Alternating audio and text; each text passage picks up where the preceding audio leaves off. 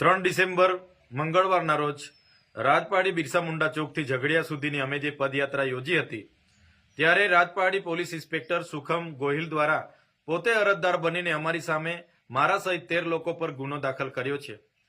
ત્યારે અમે પોલીસ વિભાગને કહેવા માંગીએ છીએ એ પદયાત્રા માટે 30 નવેમ્બરના રોજ અમે કલેક્ટર અને એસપીને જાણ કરી હતી અને પ્રાંત અધિકારીને પણ અમે પરવાનગી માંગી હતી।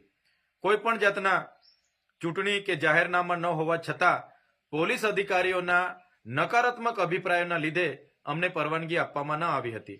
ત્યારે આ પદયાત્રા અમે ઝઘડિયાના વિસ્તારમાં ગેરકાયદેસર ચાલતી રેતીની લીઝો, સિલિકા પ્લાન્ટ, કોરી કરસોરો અને ભૂમાફિયાઓ વિરોધમાં અમારી હતી।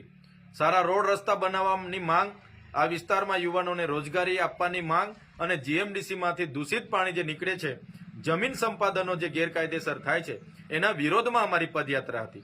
આ પદયાત્રા દરમિયાન અમે કોઈ પણ ખાનગી, સરકારી કે કોઈ પણ વ્યક્તિને અમે હેરાન કે પરેશાન નથી કર્યા કે નથી અમે કોઈ જગ્યાએ ટ્રાફિકને અડચણરૂપ બન્યા।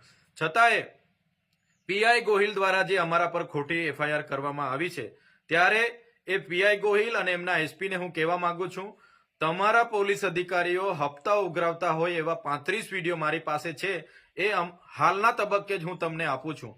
તમે એ લોકો પર કાર્યવાહી કરો અને તમે જે અમારા પર ખોટી એફઆઈઆર કરીને અમારો અવાજ દબાવવાની વાત કરી છે, આ અવાજ સંવિધાનનો અવાજ છે, આદિવાસીનો અવાજ છે, આ અવાજ ભરૂચની જનતાનો અવાજ છે। એ તમારા જેવા અધિકારીઓથી દબાવવાનો નથી। તમારી જેલો મોટી કરી દેજો। અમે ટૂંક સમયમાં તમારી જેલ ભરો આંદોલન કરવા માટે આવી રહ્યા છે।